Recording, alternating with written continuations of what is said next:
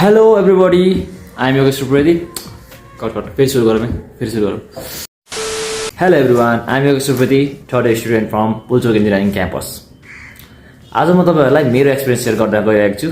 मैले इन्जिनियरिङको entrance prepare गर्ने दिन म कसरी गएको थिएँ भन्ने कुरा। दिन भनौँ या एक दुई दिन अगाडिदेखिको कुराहरु भन्छु है त। कुरा गरौँ अघिल्लो दिनदेखिको, अघिल्लो त्यो भन्दा अघिल्लो दिनदेखिको।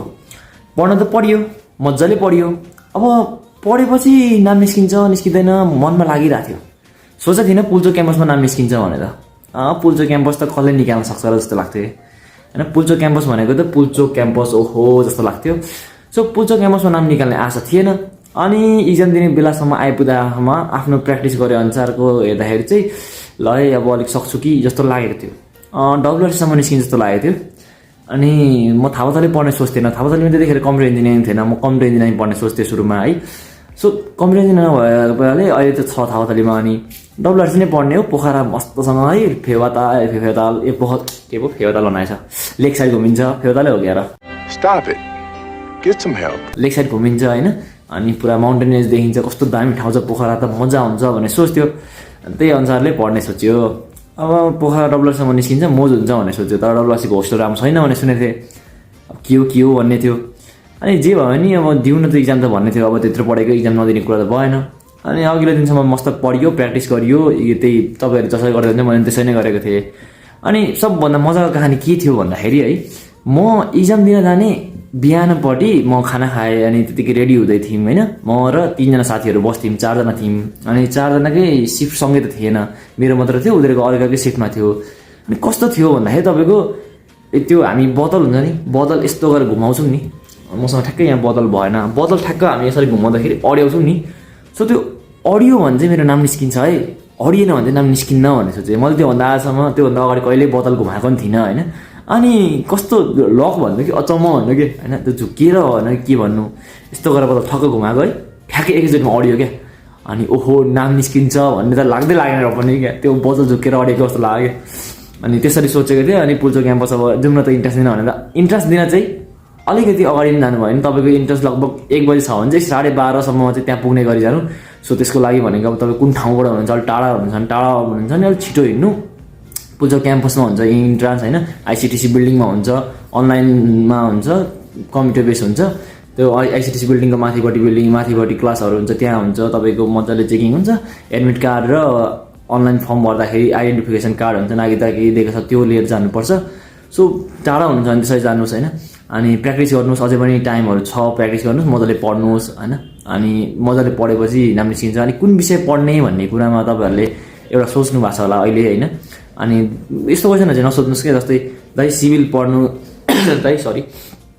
सिभिल पढ्नु कि कम्प्युटर पढ्नु भनेर त्यो आफ्नो विषय कुरा के। सिभिल तपाईको कहाँ डाँडावारी हो भने तपाईको कम्प्युटर भनेको डाँडा पारी हो कि भन्न खोजेको। दुईटा छुट्टै फिल्ड हो कि।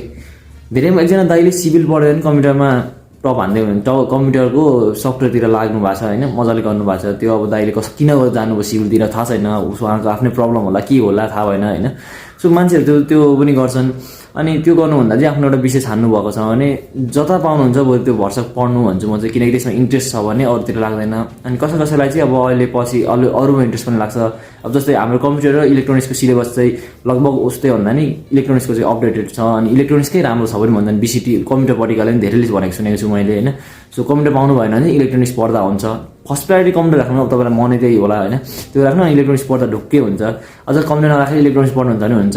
अलिकति 1-2 विषय हार्डवेयर बढी छन्, तर हाम्रो सिलेबस पनि राम्रो छ, अपडेट भएर आएको छ हैन। अनि सरी बिरामी छु म अलिक।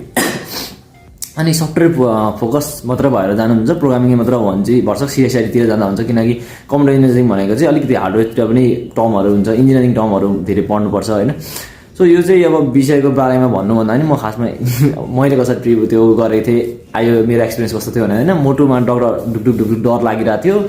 अनि मुटुको धड्कन बढिरहेको थियो है। अनि नाम निस्किँदैन भन्ने त भइरहेको थियो। अनि मैले तपाईँलाई भनिसकेछु, नाम निस्केर आएपछि मैले घरमा फोन गरेर पैसा ठिक्क पार्नु, नाम निस्क्यो भनेको थिएँ हैन। अनि कति 60-70 हजार कि कति लाख थियो क्या हैन, अलि बढी लाग्थ्यो क्या, 70-80 हजार लाग्थ्यो क्या। अनि खोजेर ठिक्क पार्नु भने अनि त्यतिखेर खोजेर ठिक्क पार्नुभयो।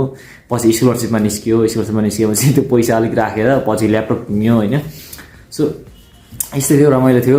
नाम निस्किन्छ अनि क्याम्पस जाँदाखेरि क्याम्पस इन्ट्रेन्स दिन जाँदाखेरि पल्लोपट्टिको गेटदेखि उता जानु भने तपाईँहरू सिभिलको ग्राउन्ड छ घुम्न त्यतिखेर घुम्न मिल्छ भने घुम्नुहोस् मलाई थाहा छैन त्यहाँ सिभिलको डिपार्ट छ भन्ने कुरा होइन म चाहिँ आइसिडिसी बिल्डिङ मात्र होला यतै होला भनेर फर्केर थिएँ आइसिडिसी बिल्डिङ चाहिँ इन्ट्रेन्स दिन मात्र हो पछि पढ्नु चाहिँ पाउनु त्यहाँभित्र पढाउँदैन होइन अर्कै त्यो पुरानो बिल्डिङ जस्तोमा पढाउने हो अनि घुम्नुहोस् इक्जाम दिनुहोस् राम्रोसँग होइन ओके त्यही नै थियो आजको भिडियोमा खासै केही छैन तपाईँहरूलाई यसो सम्झिरहेको छु मैले राम्ररी पढ्नुहोस् त्यही भन्न लागेको खासमा हो होइन अनि अन्तिम भिडियोमा यो इन्ट्रान्सको लागि अन्तिम भिडियो चाहिँ 8 गतेभन्दा अगाडि निकाल्ने छु त्यसमा चाहिँ म तपाईँहरूलाई इन्ट्रान्स दिनुभन्दा अगाडि के सामानहरू चाहिन्छ के कसरी जान सक्नुहुन्छ भन्ने ल्याउने छु त्यो चाहिँ हल्का एडिटिङ सहित आउनेछ होइन यो पनि यस्तै छ अब सरी हल्का बिरामी छु म 2-3 दिन भयो सो त्यही नै थियो राम्ररी मेहनत गर्नुहोस् पढ्नुहोस् सब्सक्राइब गर्नुहोस् च्यानललाई पनि त्यसै अब चाहिँ म इन्जिनियरिङको रिलेटेडको मजाले भिडियोहरू होइन दामी तरिकाले ल्याउने सोचिरहेको छु दामी तरिकाले